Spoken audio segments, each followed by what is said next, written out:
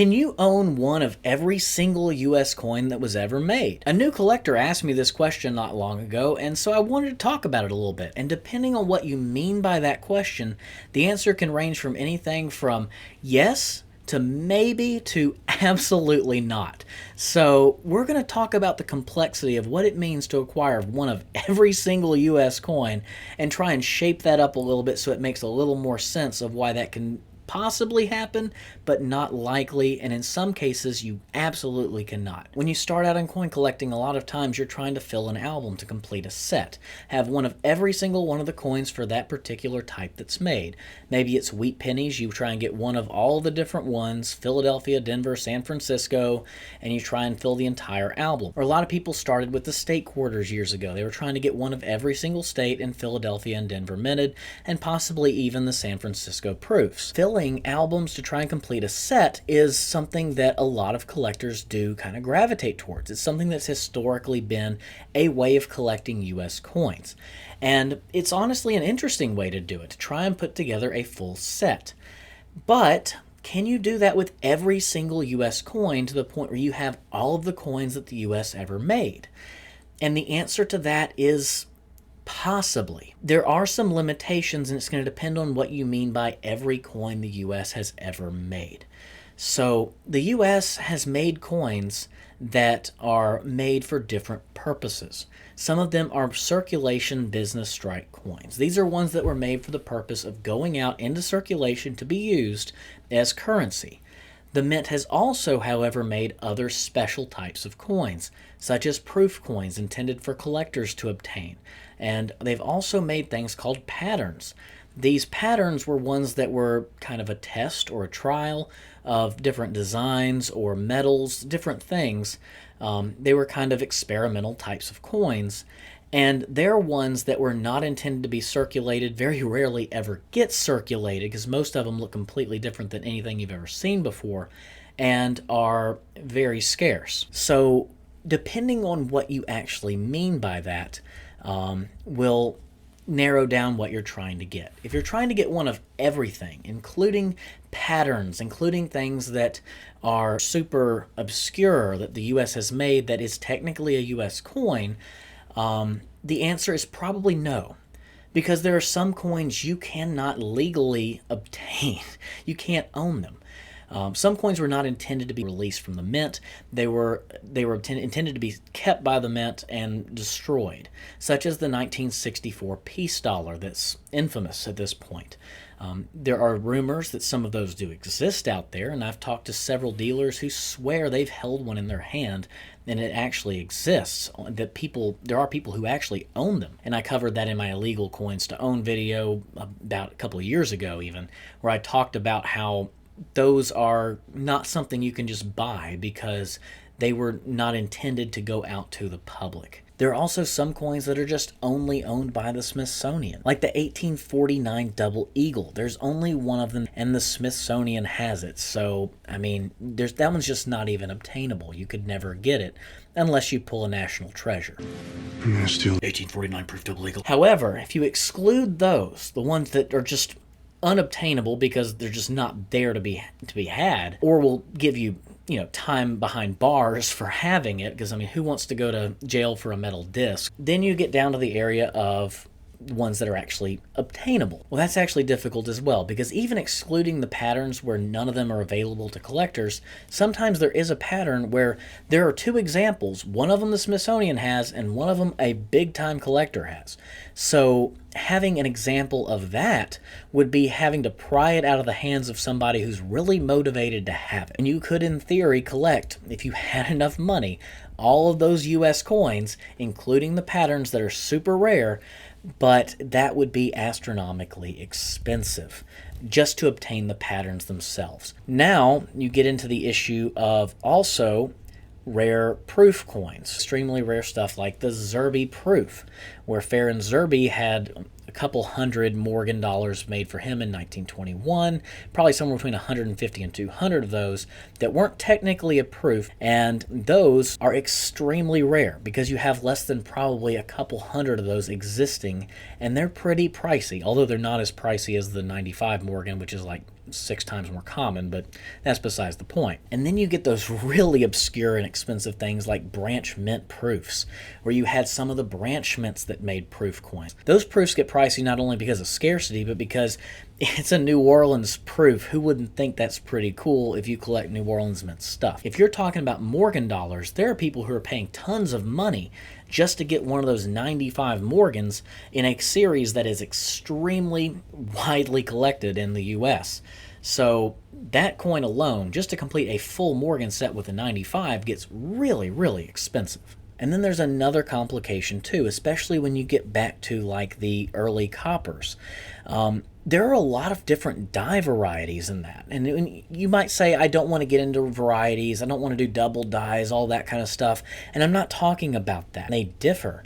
And so each one of them is kind of different. At times, there are some significant differences to some of these dies. And there are people who collect just early American copper pieces from a couple year gap of one particular type, like cents, and they're not cheap a lot of times. There's also another complication with one of these varieties, and that's going to be the silver plugged $1794, of which there is one known to exist. So that one, if you want it, you gotta buy the one, and good luck. So again, it complicates even more that idea of one of every US coin. Okay, I know at this point you're like, okay, there's a lot out there, you're making this complicated. I just want one of every year, every mint mark, and every denomination and type that's ever been made by the US. That's it. I'm not worried about the proofs. I don't want proofs. I just want the circulation coins. Is that doable? Yes, that's actually technically doable. Excluding all that stuff we showed as complications, you can actually obtain one of every US coin that was ever made. But there's one issue. Not only is it really expensive for some of these coins, and not only are there a lot of people trying to get some of these, there's also one hiccup that makes it really, really tough. And that hiccup is the 1933 Double Eagle. That was one of those coins that was intended to be melted, never be released to the public. But there was one particular coin that was given to King Farouk of Egypt, and that particular coin has been deemed to be legally bought and sold by collectors. And it has been bought and sold by collectors several times. And every time another 33 Double Eagle has shown up, because somebody had one that they obtained somehow, it has been deemed to be illegal to own and confiscated by the government. So, you have one that you can buy of that one. It's not a 33 Double Eagle, it is the 33 Double Eagle. You gotta get that one. Okay, so you don't want the 33. You'll exclude that one because you will make a compromise. You're just never going to afford a $20-something million coin. I understand. So you want one of all the other ones. Well, sadly, there's a long list of coins that are exceptionally rare that the U.S. has made.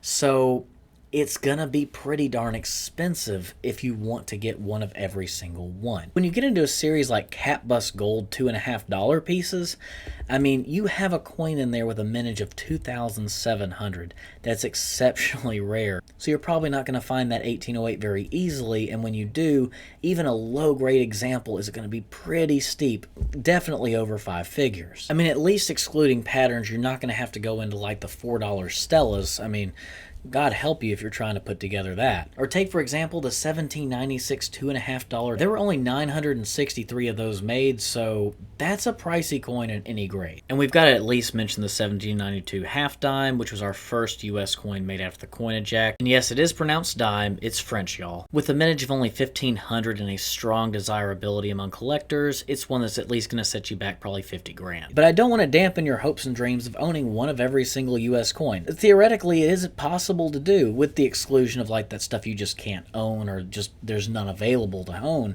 You could in theory do it, but to do that you definitely need some Zuckerberg money. And realistically, if you have $1 million coin in your collection, you're probably not going to want to settle for a $20 example of a wheat cent. You're probably going to want really nice grades for every single coin you have, and getting up into those higher grades gets pricey as well. Now, realistically, I'm sure that most people who think about how rare some coins can be will know off the bat they're never going to have one of every single coin ever made by the US, even if it's just for circulation. But there is something I recommend collectors do where you can have one of every type of US coin very realistically. It's not cheap still, you will spend a decent amount of money, but putting together a typeset is a great way to start collecting US coins and to have an example of every type of US coin.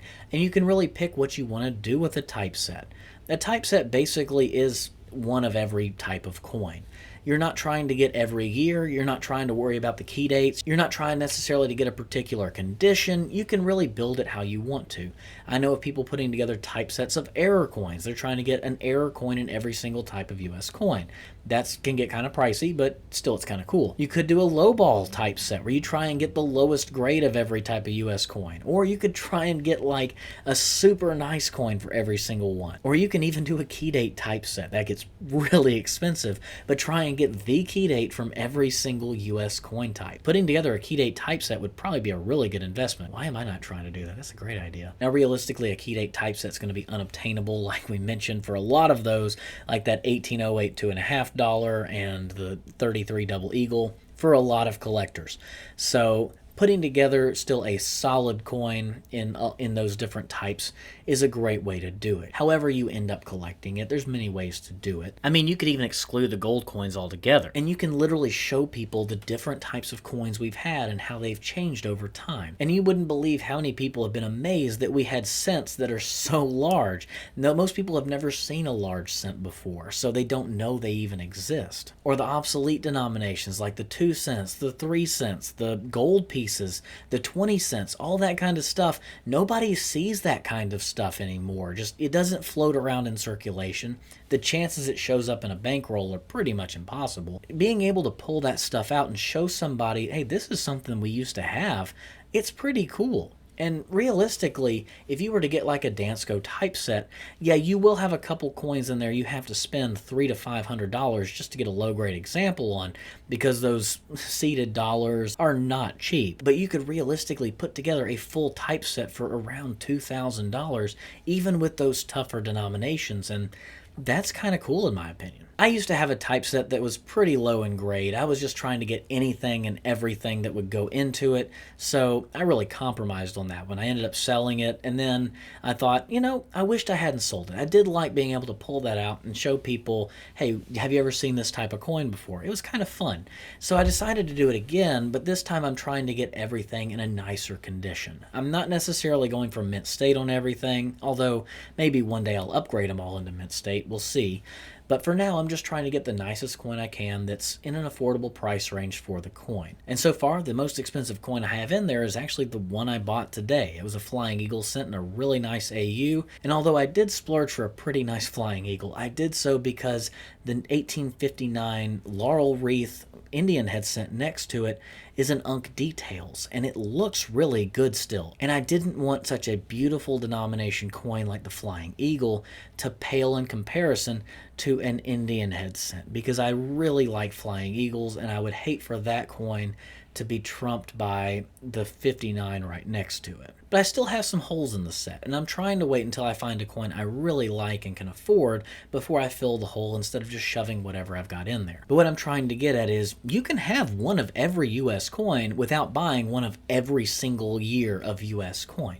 You can build that set with a typeset, and it's super fun to do. Now, if you notice in here, the Dansko album doesn't cover some of those earlier pieces. You don't have to worry about a bust dollar, which is pricey. You don't have to worry about those 1700 cents. You really don't have to worry about those things that heavily put you back. That one coin where the value of that one trumps most of the other albums. Well, that's enough about typesets, but I'll make one more note that I think is really noteworthy for new collectors. You don't have to have everything. You don't have to get every single coin that's out there. You don't even have to collect different types of coins. When you're first starting out, it takes a while to figure out what you really want to collect. I'm still not even there yet, honestly. I keep changing back and forth between different things. but I want to eventually find a thing I like to collect and stick with that one thing. And I'm doing the typeset right now in the process of that, as I haven't really figured it out yet. Buying quality in those coins and making sure you're getting really nice ones is important. Don't sacrifice and just try and fill an album just to have everything filled out. It's really important, in my opinion, to really put together a set that's worth putting together. Because yeah, you might put together a Wheatsun album where everything's filled out, but if a lot of them are cleaned, polished, low condition, or just kind of have problems to them, that doesn't have a lot of appeal to it. But if you really save up to where you're able to buy a solid coin for each one of those spots in that album, and you eventually get the full thing done, and yeah, you might not get a crazy expensive 1909 SVDB or 14D or something like that, but if you're able to save up for those quality pieces in the more common stuff, and then really get some decent stuff when it comes to those better coins, that's a solid set that any dealer would be happy to purchase, and collectors are really going to find value in as well. So if you are a billionaire and you've got the strings to pull to be able to pull off that 33 double eagle and some of those really rare pattern pieces, and you want one of every single coin, have fun with it and good luck. I applaud that endeavor. But if you're like the rest of us and have a budget, never fear, you can still put together a solid set of all different types of US coins that are really cool to have, something you can really be proud of, and something that's cool to be able to show other people and teach them about coins as well. If this video has helped you out in thinking about different ways to put together coin collections like typesets or buying one of every single coin that the US has ever made, I would greatly appreciate a like. Also, if you want more content like this where I talk about different aspects of coin collecting and try and confront all the misinformation out there about coins, be sure to subscribe and hit the notifications button so you'll be notified when I have new stuff coming out. Thanks for watching the video, and good luck in getting that 33 double eagle.